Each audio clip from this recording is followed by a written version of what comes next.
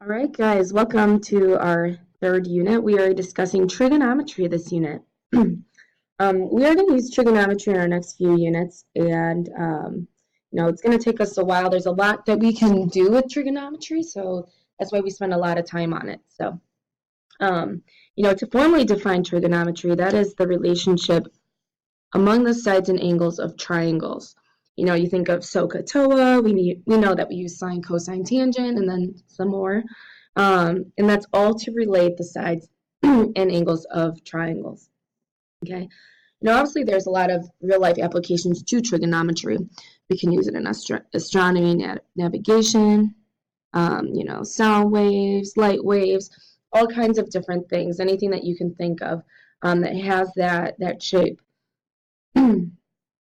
Sorry, my voice is kind of going away from me here.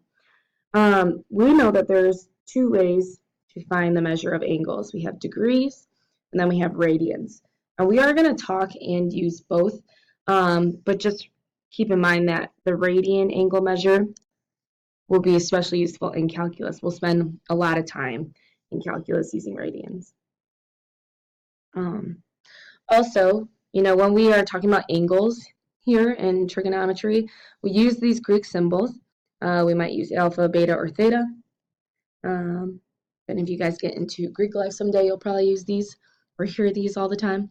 But yeah, these Greek symbols we'll use in terms of our angle measures to represent our angles. So let's talk about angles in standard position. Okay, so in standard position, we have what's called the initial side and then the terminal side.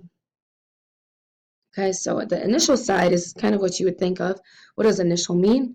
Of, relating to, or occurring at the beginning or first. So if you look up that word online, that's what you would hear, which I think that makes sense to us knowing what that word means. Then we have the terminal side.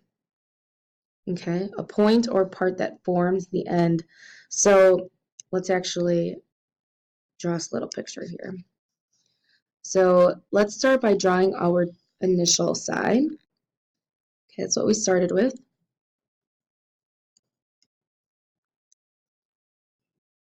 Based on the definition. And then we, of course, need a terminal side.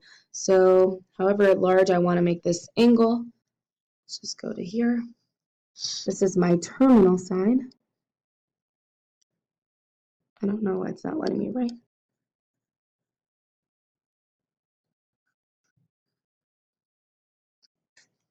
Okay.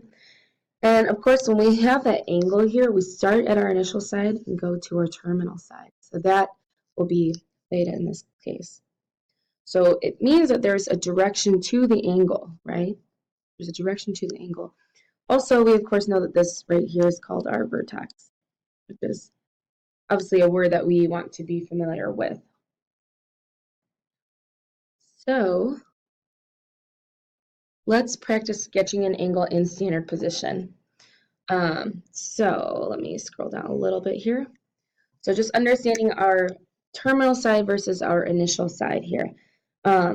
Something to keep in mind about the initial side is that that should be the positive side, positive,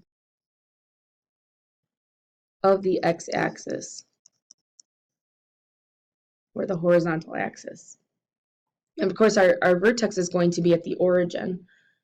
So that's how we determine our initial side in standard position. Our terminal side is just somewhere else. All right, so oops.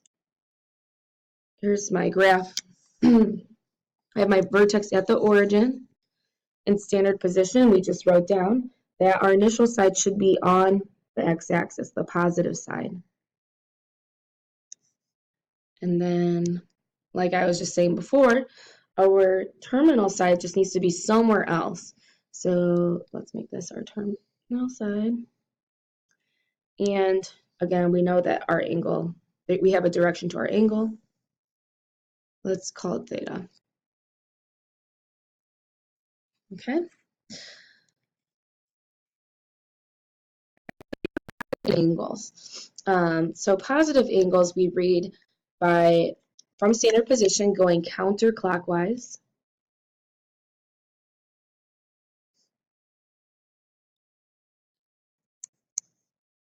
whereas negative angles we read going just clockwise